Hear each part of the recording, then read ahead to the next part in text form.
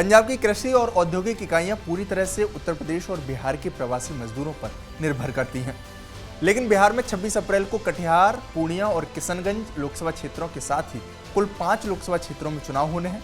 इसी के चलते बिहार के प्रवासी मजदूर जो पंजाब में रहकर मेहनत मजदूरी करते हैं वो बिहार गए हुए हैं। ऐसे में अब पंजाब में मजदूरों का अकाल पड़ गया है। नमस्कार, मैं हूं देवेश यादव और आप देख रहे हैं टीवी 9। पंजाब में इस वक्त गेहूं की कटाई और गेहूं को सरकारी खरीद के लिए अनाज मंडी में पहुंचाने का सीजन जारी है।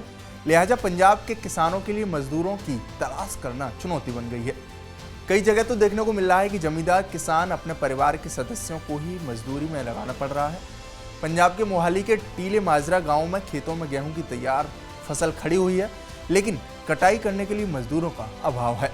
पंजाब के किसानों का कहना है कि इस वक्त जो मजदूर बिहार गए हुए हैं उनकी ज़रूरत वहां पर चुनाव प्रचार और रैलियों के दौरान पड़ रही है, और जितना पैसा वो यहां पंजाब में मजदूरी करके कमाते थे उतना ही अपने घर बिहार में चुनावी कार्यक्रमों के दौरान उनको मिल जा रहा है।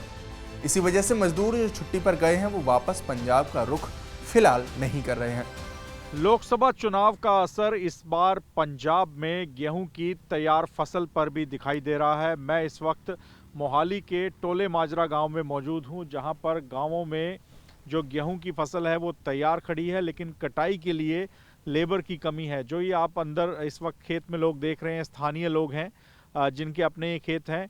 इनको हर साल इस सीज़न में आवश्यकता पड़ती है बिहार और उत्तर प्रदेश से आने वाले प्रवासी मजदूरों की, लेकिन इस बार प्रवासी मजदूर लोकसभा चुनाव के चलते अपने गांवों में चले गए हैं। ख़ास तौर पे बिहार में एक ये ट्रेंड रहा है कि जब भी लोकसभा या फिर विधानसभा चुनाव होते हैं तो जो प्रवासी मजदूर हैं वो अपने गांवों में चले जाते हैं अपने अपने जो उम्मीदवार हैं उनके समर्थन में और लोकसभा चुनाव के दौरान वोटिंग करने के लिए, और इसका असर पंजाब में दिखाई दे रहा है। मेरे साथ कुछ किसान हैं टोले माजरा गाँव के। अभी बताइए, बिहार चले गए हैं मजदूर, क्या दिक्कत आ रही है?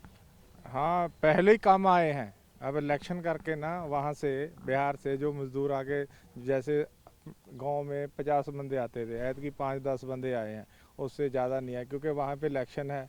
क्योंकि खूब वहाँ सरकार वो काम वहाँ कर रहे हैं, वो उनको खाने पीने को वहीं मिल रहा है। पंजाब में बहुत कम आ रहे हैं। तो फिर अभी आप लोग गेहूं की कटाई करनी है, मंडियों में फसल ले जानी, कैसे कर रहे हैं? खुद ही आप लोग कर रहे हैं? पिछले साल से हम कटाई बढ़ाई में 20 दिन लेट, कुछ तो मौसम का भी असर है, पर 20-25 दिन लेट चल रहे हैं। आगे आगे हम 15 तारीख तक ख़त्म कर लेते हैं काम। अभी जो है 20-22 से होगी, अभी भी 15 दिन 10 दिन और काम चलेगा। तो लेबर की कमी की वजह से हो रहा है? हाँ, लेबर की कमी भी हो रहा है। लेबर की कमी तो है ही है, थोड़ा मौसम भी है। मजदूरों की कमी का असर पंजाब की अनाज मंडियों में भी दिखाई दे रहा है, जहां पर गेहूं की बम्पर पैदावार के बाद फसल लगातार सरकारी खरीद के लिए पहुंच रही है, लेकिन मंडियों में किसानों की फसल की सरकारी खरीद के दौरान फसल की लिफ्टिंग और फसल को खेतों से मंडियों तक पहुंचाने के काम में भी मजदूरों की कमी की वजह से दिक्कत हो रही है। पंजाब के फतेहगढ़ साहिब के चुन्नी कस्बे की अनाज मंडी में हजारों मीट्रिक टन गेहूं की फसल खराब मौसम के दौरान भी खुले में पड़ी हुई है, और मजदूरों की कमी के चलते इस फसल की लिफ्टिंग भी नहीं हो पा रही, और यहाँ तक कि फसल की सरकारी खरीद के बाद बोरियों में पैक करने और फसल की लोडिंग अनलोडिंग के काम में भी देरी हो रही है। चुन्नी कस्बे की अनाज मंडी के आड़तियों के मुताबिक मजदूरों की कमी से लगातार वो परेशान है और अपने पारिवारिक सदस्यों को मंडियों में फसल की लिफ्टिंग और अनाज को लाने ले जाने के काम के लिए लगाया है।